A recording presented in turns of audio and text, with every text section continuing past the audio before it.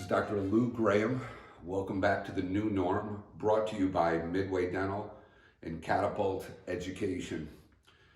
What a weekend.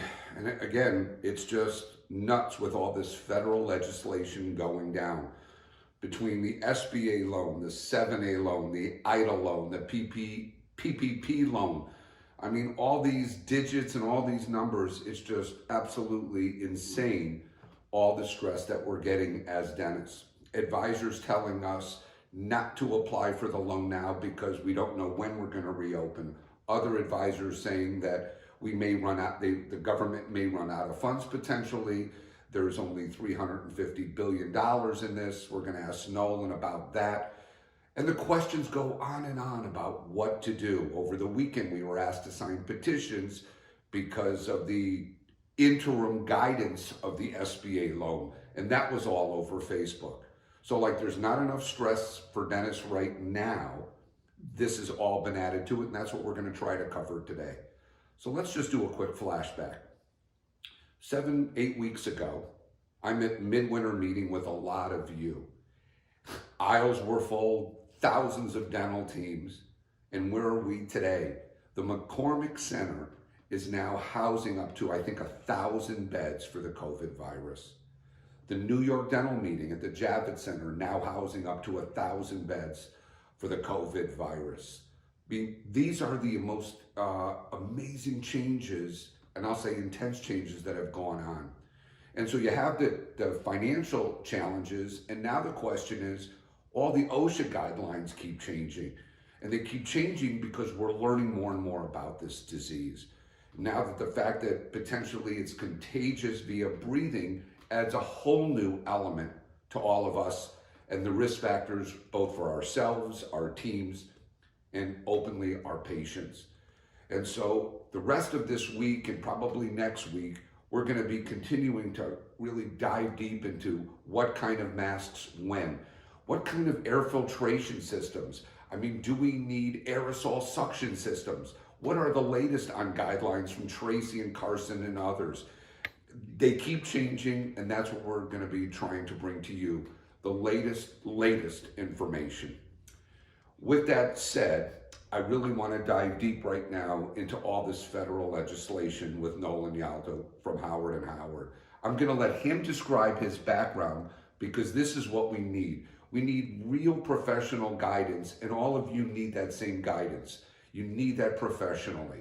So Nolan, I'm going to let you do a quick little intro, and then we'll dive deep in some of these questions. Thank you for being here. Yeah, my pleasure, Lou. Good morning. Thank you for having me on, and thank you to all the medical professionals and dental professionals who are working day and night to keep us safe. Thoughts and prayers with all of you.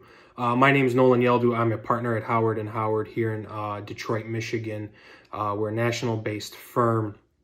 I have a few areas of specialty. I tell Lou kind of jokingly, it's you get 2 or 3 lawyers within one. I do corporate transactional work, helping professionals, dental professionals buy, sell practices, reorganize into DSOs, buy property, real estate, deal with lenders, and just the day-to-day transactional work that comes in with a practice, employment agreements, confidentiality agreements, and the like. I also have a Master's of Law in Taxation, so I have a specialty in tax law, helping clients with tax impacts of transactions, trying to do things in the most tax-efficient manner, and then just general day-to-day tax planning. With that said, Lou, that's my background. Happy to help where needed, and I can turn this back over to you. So, thank you. So, with that as a background, let me go to the first thing, the EIDL loan, which is the emergency disaster loan, and the payroll protection plan. The two loans, they're different loans. Could we explain both loans, the recent legislation, this interim thing? That's the first thing I think on everybody's mind because Nolan, my team did all the paperwork last week, sent out all the work, and now we're in contact with our bank who has questions. So kind of explain both types of loans if you can to me. Yeah, I think the the EIDL loan, the economic injury disaster loan, is a little bit different than the Paycheck Protection Program. One of them, the EIDL loan, is administered directly through the SBA, with your application being submitted directly to them. The Paycheck Protection Program is generally through an SBA, a Small Business Administration preferred lender. Many of the lenders here, at least in Southeast Michigan, qualify for that and would be able to help. The EIDL loan and PPP loans are a little bit different in the way they're structured, right? The PPP loans are no personal guarantee, no collateral, short-term loan, short-term interest rate with a possibility of forgiveness if you use the funds for certain categories: payroll, rent, utilities, mortgage interest, within 8 weeks from the origination. That's possibly forgivable. Under the EIDL, I think the interest rate is about 3.75%. Nothing is forgivable. There is collateral that needs to be given, and I believe over a certain amount, I think 25,000 or possibly 250,000, forgive me, the number escapes me, things change so fast, would require a personal guarantee. So there's two avenues, and the EIDL loan is up to $2 million, and the PPP is possibly up to $10 million. So two different objectives, two different scenarios. They're not mutually exclusive. We have guidance that's saying that if you're allowed to or intend to, so forgive me, the intent is to be able to utilize both, but there's complex calculations in terms of what would happen to the amount being able to be loaned. And if you've used the EIDL loan and it was not used for payroll costs, if the EIDL loan was used for payroll costs, the PPP would be used to refinance the EIDL loan. So there's interplays between both. There's different objectives for both. The good thing about the PPP, if applicable, is that there's a portion of that, if it's used for the certain categories I specified earlier, it's forgivable.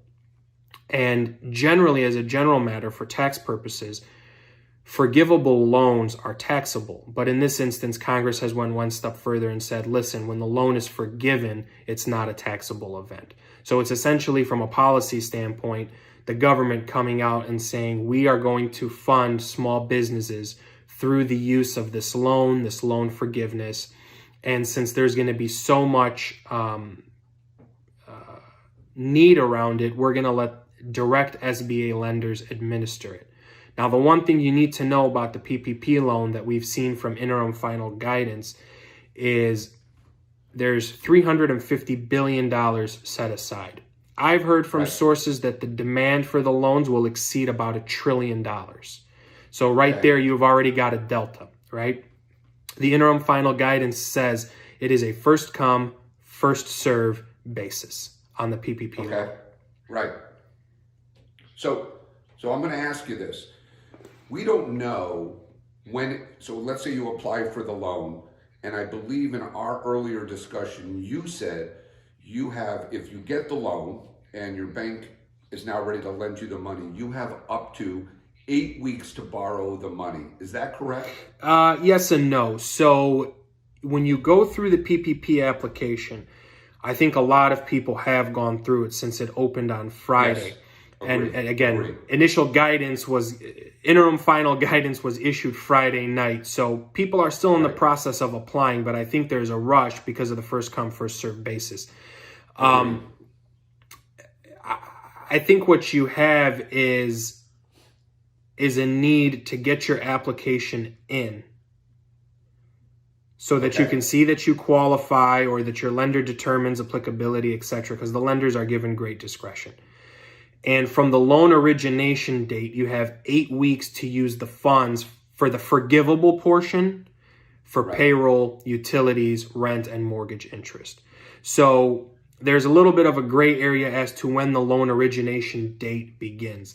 I don't know and have not heard from my sources with banks whom I work with within all of Southeast Michigan and the Midwest, saying things like, well, we can defer the date or etc. I don't know what discretion those lenders have. I know lenders are getting guidance directly from the SBA as well. So I can't give definitive guidance on that, but if you need the money and you can get the money, I would say get it, because there may not be any more left. And given the fact that Congress is going to support small businesses, and I believe that's the intent of everyone in the country. I don't know. I don't have a crystal ball to say, would that number go from 350 billion to 700 billion to $1 trillion? I don't know what Congress would do in 3 weeks or a month. So, unfortunately, go ahead. Yeah. So I get that. So let me clearly understand this. So you apply for the loan, and I think what's really important is hopefully your bank can be a little bit of understanding, especially if you know your lender. So I guess my reason for saying this is, let's say you apply and you get the loan, and the loan could come anytime, probably in 3 to 4 weeks to potentially 6 to 8 weeks. Nobody knows when the money will be there. Is that correct? We just don't know when that money will be available? I'm just curious on that. I think that's a discussion you need to have with your bank. Okay. With your lender. The lenders have a lot of discretion. It's given by the guidance, it's given by the statute. The administrator has given the banks a lot of discretion to do things, to move things. So I think that's a good conversation to have with your lender. Now, initially I've heard from people saying, well, this may have been 2-3 weeks ago. I'm afraid to have discussions with my lenders. I don't want to let them know we're in trouble, et cetera, et cetera. No. Pick up the phone, call your lender, talk to them right now. They have information. They have the direct line to the SBA. What this is essentially it's the lender making the loan and the SBA giving a 100% guarantee on the PPP loan. That's why you don't have a personal guarantee, and that's why there's no collateral. It's backed by the full faith and credit of the U.S. government. Right. So I guess here's my point. My discussion would be with my lender then. If I've got the loan, my feeling is we don't know when we're going to reopen. And when I say reopen, right now all my employees are furloughed. So they're furloughed, they're getting unemployment, they're getting unemployment with steroids, I'm hoping, with the extra money. And to bring them back and start utilizing my entire team is going to take a reorganization time. In other words, I don't think June 1st we're gearing up full force. It could be July 1st for all I know. Mm-hmm. Some states are telling their doctors not in May, so we don't know if that'll go to June. So I guess my biggest concern is I don't want the money if I'm not going to use the money for about at least 8 to 12 weeks. So I'm hoping banks will understand this, Nolan. And so when I do need the money and I can bring my teams back and get them off unemployment, that becomes the critical aspect for me, because if I bring them back now and we're doing emergency dentistry, then I'm going to run out of the money that I really want when I reopen to do elective dentistry on whatever the new norm will be there. Do you kind of understand me on that? Yeah, I do. So I think there's two points I would have there. Number one is talk to your lender, have that discussion. Figure that out with them.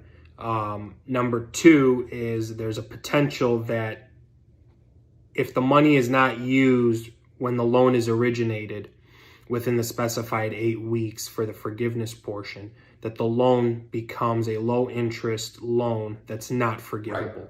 So that's another consideration. So if the thought is, well, I can possibly do this, or I would need the money in a couple weeks, have an honest discussion with your lender in terms of when you need the money, how you need the money. And I think the issue there becomes it may not be forgivable. But at that point, you have to ask yourself, well, now I have a 2-year term for X dollars at a very low interest rate. Can I float that when the practice is back open? And I think the answer there is it's probably better than any financing that you're going to see or have ever seen in any of our lifetimes.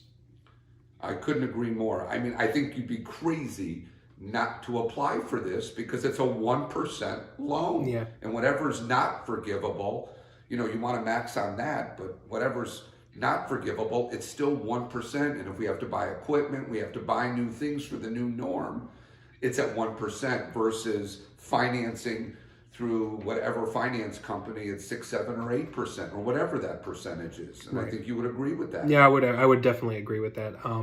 There are restrictions on how the money can be used in the PPP program. It talks about capital expenditures.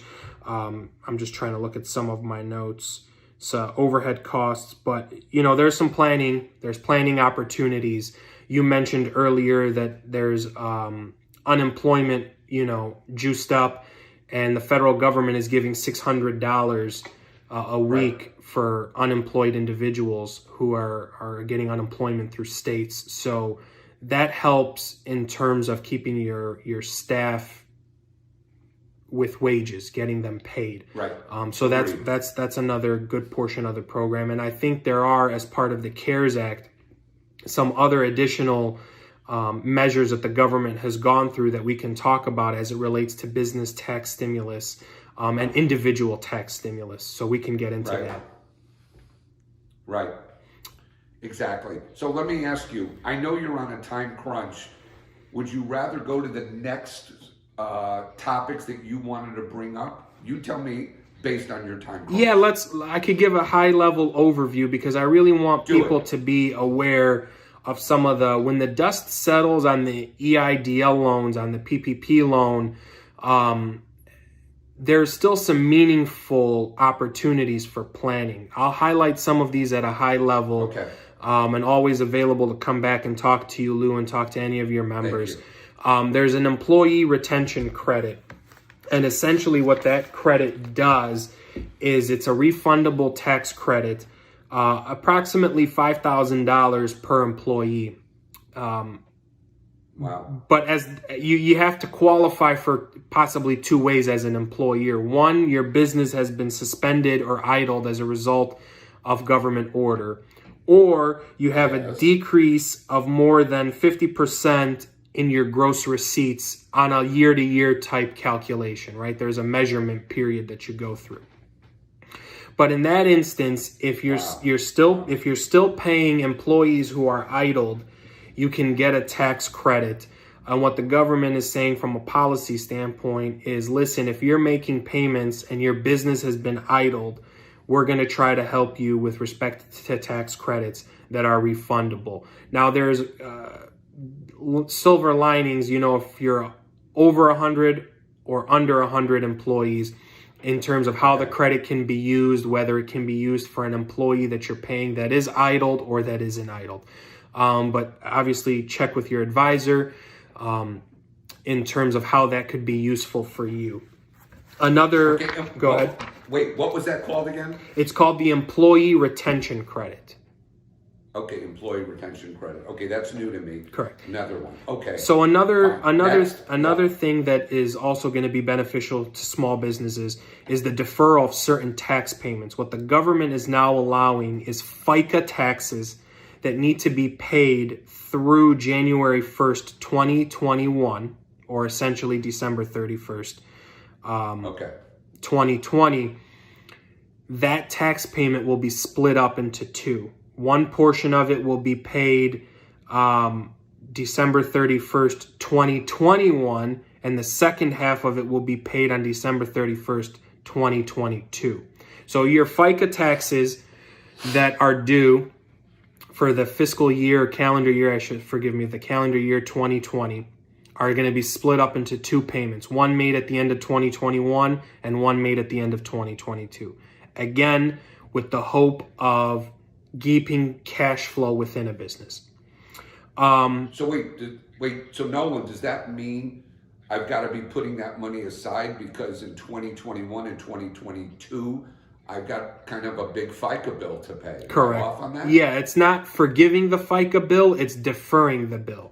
So if you know what your bill is, you cut it in half. The first half is due at the end of 2021. The second half is due at the end of 2022. That money is still due. But what the government is saying, use that money today to fund your business, pay us back later. It's kind of an IOU. Wow, I hear you. But boy, that could be, practices are going to have to be pretty aware that bill is going to be, There's management. There's a lot of internal management that needs to come with this. Also, now everyone should be aware that the tax deadline filing has been moved from April 15th to July 15th. But I want to make one point very clear, and I haven't seen any guidance on this, that taxes are due July 15th for 2019, right? Your first payment, your quarterly payment, is also due July 15th, okay? Yep. Your second quarter payment is due June 15th. So you have your second quarter payment due June 15th, and your taxes for 2019 and your first quarter estimated payments are due July 15th. So from a cash flow perspective, I would urge all the doctors, dentists to keep that in mind, because you have potentially a back-to-back obligation in June and July for payment. Okay, so let me just ask you this. Second quarter, which is what we're really entering now, looks pretty freaking bleak. But I'm just saying, so that's due in June, that payment, which is pretty much going to be negligible to many of us. I got to think, Nolan, because none of us are really working. Right. Would I be right on that? I think that's fair. I think that's a fair point. Yeah. You have a discussion with your tax advisor in terms of the minimum amount you could probably pay to keep it. So I think what people are going to start doing is make less payments on quarterly taxes up front and backload them towards the end of the year when things start to pick up and you got a better understanding of what your 2020 numbers look like. But just want to point that out, that there's still, we still had a strong January, a strong February, and a strong mid-March. So, from a cash flow perspective, you want to make sure that you're cognizant of that. And then for some other businesses that are deemed essential businesses are still open, we've been talking to them, small business owners, in terms of, hey, wait, you're not out of the woods. June 15th is still a deadline unless otherwise set forth by the government or modified by the government. Got it. Okay. On the business front, 2 more points I'll quickly bring up. Net operating losses. Back when the Tax Cut and Jobs Act was passed effective 1/1/2018, they modified some of the net operating loss rules for businesses, and you couldn't carry them back anymore. Now there's an opportunity to carry back losses to the extent you have it and get a refund, again, to put cash flow back into your business. There's potential for bonus depreciation on qualified improvement property for non-residential real property. Again, that's qualified improvement property. Potential for accelerated depreciation, again, to put more money in your hands. Now, I'll just quickly jump to the individual portion of the tax stimulus. There's 2 points I want to highlight. One, I think everyone is aware of and has been hearing of the rebates for the individuals, the $1,200, so to speak, that the government, the IRS, is going to put back in people's pockets. What I want to say there is may not necessarily apply to the dentist because the income levels may be excluded. But this is important for your employees. And what I've been getting calls from HR departments are, help me educate my employees on this so that they feel comfortable in terms of what they should do. The second thing is as it relates to the doctors and dentists, there were loss limitations for non-corporate taxpayers, again, that was modified in the Tax Cuts and Jobs Act in 2018. Now that's been removed, which essentially would allow dentists to, if they have individual losses that have been carried over, to make use of those losses. So that's another planning technique, again, to keep cash flow within the hands of the dentists and the businesses. So I'm definitely available at some point. I know there's a talk of a 4th stimulus package. I'm all over it. I've been sending out e-blasts, I know, to you, Lou, and guidance that I've been giving to my clients, but happy to answer any more questions that you have. We'll keep an eye on the 4th package or potential stimulus, and I wish everybody the best of luck in this crazy time and all the health and happiness in the world. Nolan, thank you. I'm going to just tell you this. We're going to have to get you back because this keeps evolving, and I can't thank you for your time. Truly mean that. Subsequent episodes this week, we're going to be interviewing doctors and experts on infectious disease, COVID testing, what should we be doing in our offices, and what should we not be doing in proper PPE. Can we get it? Where do we get it? How do we get it from Midway? And what are those guidelines? All coming this week. Have a safe day, everybody. Lou Graham, the new norm.